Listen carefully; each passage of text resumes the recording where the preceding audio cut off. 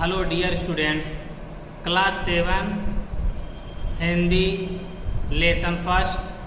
हम पंछी उन्मुक्त गगन के ये जो कविता है इसके विषय में आप सभी को आज पढ़ाया जाएगा। इसमें क्या है, जो पक्षी है, जो कवि है, पक्षियों के मन की व्यथा को अपनी भाषा में बताने का आप सबको प्रयास कर रहा है। इसमें एक पक्षी है जिसको पिंजरे में कैद कर लिया जाता है।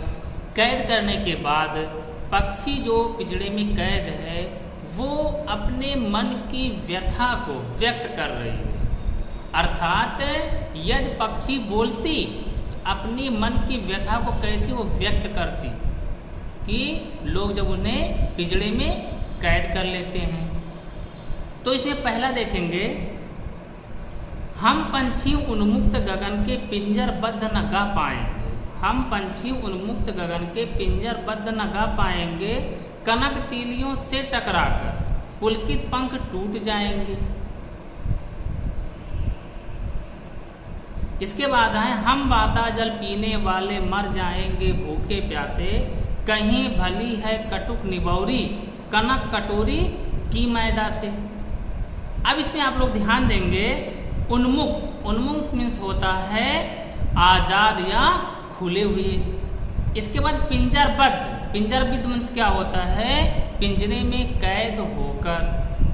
कनक तीलियां मीन्स क्या होता है, सोने की छड़ें या सलाखें। इसके बाद है पुलकित, पुलकित मीन्स क्या होगा, पुलकित मीन्स होता है रोमांचित। इसके बाद देखेंगे कटुक, कटुक मीन्स क्या होता है, कड़वी होता है।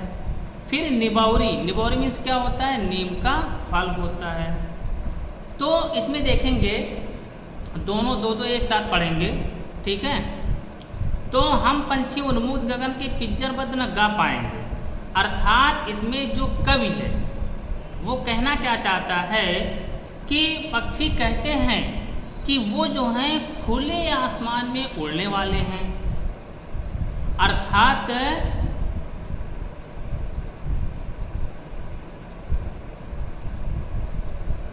इसमें कहा क्या जा रहा है कि पक्षी जो है जब पिंजरे में कैद हो जाते हैं, इसमें क्या, हम पंछी उन्मुक्त पिंजरबद्ध न गा पाएंगे, अर्थात जब पक्षी पिंजरे में कैद हो जाते हैं तो अपना गाना वाना सब भूल जाते हैं। अर्थात पिंजरे में कैद होकर हम गा नहीं सकते, क्योंकि ये क्या है, ये आज़ाद रहना चाहते हैं।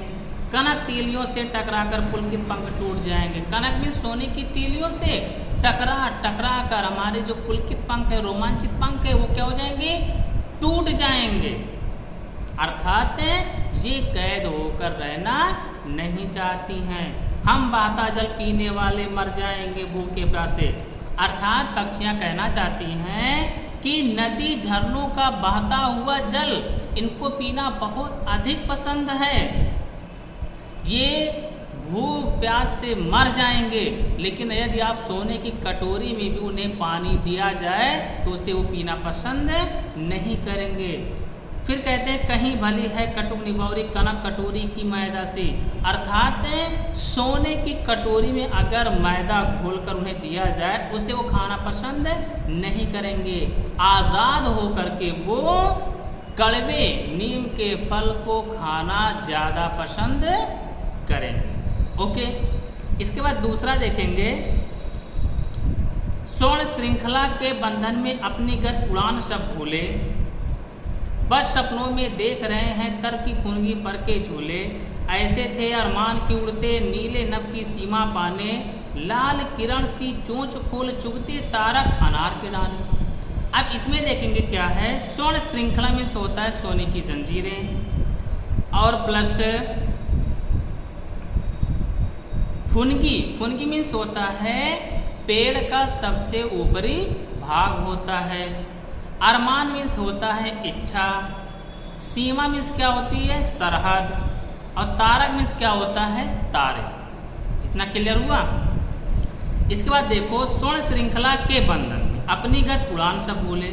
स्वर्ण श्रृंखला अर्थात सोने की जंजीर में बंधकर ये जो उड़ते थे अपनी गति अपने वेग को ये भूल चुके हैं। क्यों? क्योंकि अब कैद हो गए हैं, इनको उड़ने के लिए ज़्यादा जगह स्पेस नहीं मिल रहा है, बस सपनों में देख रहे हैं तुर्की फुनगी पर के झूले। अर्थात जब ये स्वतंत्र थे, जो ये पेड़ों के ऊपर जब बैठते थे फुनगी पर, फुनगी मतलब एकदम लास्ट सिरा, उस पर जब बैठते थे तो ऊपर नीचे ऐसे होता था, अर्थात वो झूला झूलते थे।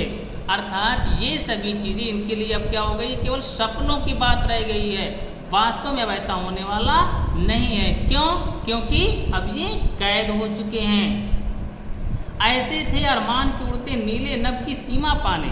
अर्थात इन पक्षियों का अरमान था या इच्छा थी कि ये ऐसा मतलब कि इस प्रकार से उड़ते कि नीले नभ की सीमा पाने, अर्थात जो नीला आकाश है उसकी सीमा को प्राप्त कर ले, इस प्रकार से उड़ना चाहते हैं आज़ाद होकर। लेकिन अब पिंजड़े में कैद हो गए हैं, अब ऐसा नहीं हो सकता, केवल वो ऐसी कल्पना ही कर सकते हैं। लाल किरण की चोंच खोल चुगते तारक अनार के दाने, और लाल किरण सी चोंच को, उनकी जो चोंच है वो लाल किरण के समान है, अपने उस लाल किरण चोंच को खोलकर चुगते तारक अनार के दाने, अर्थात तारे के समान अनार के दानों को वो चुगते या उसे वो खाते। इसके बाद है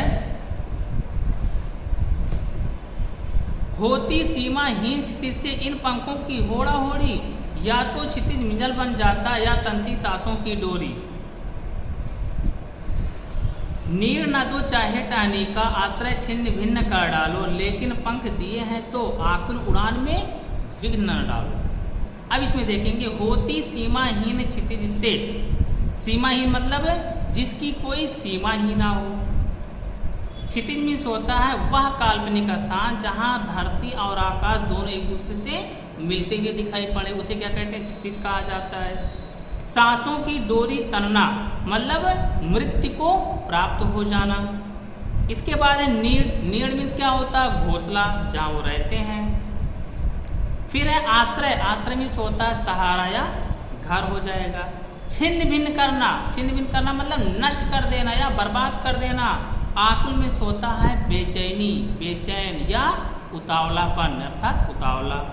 विघ्न मीन्स होता है बाधा या अड़चन होता है। अब इसमें देखेंगे पक्षी जो है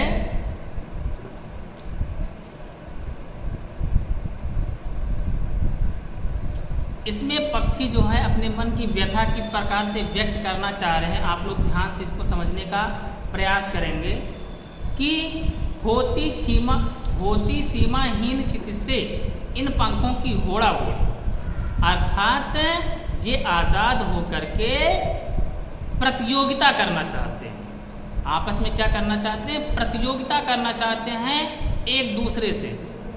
अब प्रतियोगिता में क्या करने थे, जब ये प्रतियोगिता करते एक दूसरे से तो या तो जो क्षितिज है उसकी सीमा समाप्त हो जाती, या तो क्षितिज मिल समाप्त हो जाते, अर्थात हम क्षितिज तक पहुंच जाते, या तंती सांसों की डोरी, या तो हमारी सांसें ही रुक जाती, हमें मृत्यु प्राप्त हो जाती।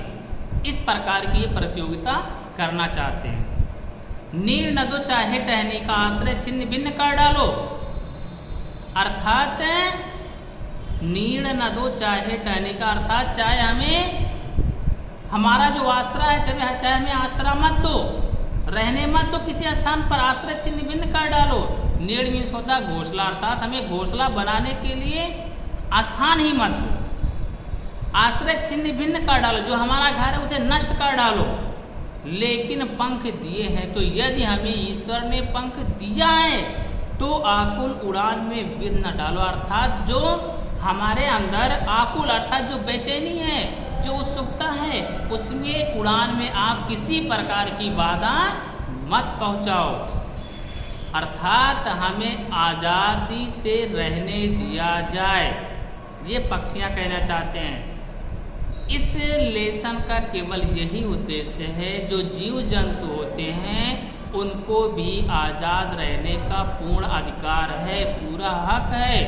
लेकिन हम जैसे गिने चुने मनुष्य लोग करते क्या, अपनी थोड़ी सी खुशी या मनोरंजन के लिए पक्षियों को कैद कर लेते हैं, लेकिन कभी ये नहीं सोचते हैं कि उनको हम जब कैद कर रहे हैं तो उनके ऊपर क्या व्यथा बीतती होगी, वो लोग क्या सोचते होंगे, कितने मुश्किलों का सामना करना पड़ता होगा।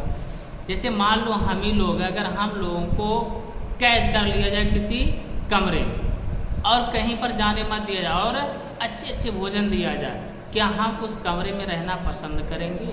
नहीं करेंगे। खाना खाने को कम मिले लेकिन पूर्ण आज़ादी प्राप्त हो, ये सभी लोग चाहते हैं। तो हम जैसे मनुष्य लोग पक्षियों को आज़ाद क्यों नहीं रहने देना चाहते हैं? इसके विषय में सोचना चाहिए। अर्थात पक्षियों को कभी भी कैद नहीं करना चाहिए। कोई भी जीव जंतु हो, सभी को आज़ाद रहने का अधिकार है, उन्हें भी आज़ादी प्रिय होती है। और जब वो पिंजरे में कैद हो जाते हैं, उनकी दशा उसी तरह होती है जिस प्रकार से किसी मनुष्य को जेल में कैद कर लिया जाए। आप लोग देखे होंगे किसी को जेल में कैद कर लिया जाता है तो बेल कराने के लिए बहुत तरह तरह के लोग प्रयास करते हैं। क्यों? क्योंकि आज़ादी सबको प्रिय है। अब पक्षियों का बेल कौन कराने आएगा? कोई नहीं आएगा। अर्थात यदि एक बार कैद हो गए तो जब तक उनकी मृत्यु नहीं हो जाएगी वो आज़ाद नहीं हो पाएंगे, या तो किसी कारणवश मान ले किसी से चूक हो जाए तो आज़ाद हो जाए। तो इस लेसन में आप सबको यही ध्यान देना, कभी भी किसी पक्षी जीव जंतु को कैद मत करना। ओके, बाकी जो क्वेश्चन आंसर हैं जो पढ़ाया गया है इसी से आपके क्वेश्चन आंसर बनेंगे। जिसे दिया गया है कि हर तरह की सुख सुविधाएं पाकर पक्षी पिंजरे में बंद क्यों नहीं रहना चाहते। अब कौन पिंजरे में बंद रहना चाहेगा? कितनी भी सुख सुविधाएं दे दिया जाए, वो आज़ादी रहना चाहता है। तो बुक के अकॉर्डिंग सभी क्वेश्चन के आंसर बनेंगे। इस वीडियो को आप लोग अच्छे से देखिएगा, ठीक है। इसके बाद जो इसका भावार्थ है इसका PDF बना के भेजा जाएगा और जो क्वेश्चन आंसर वही PDF बना के आपके पास से भेज दिया जाएगा। ओके।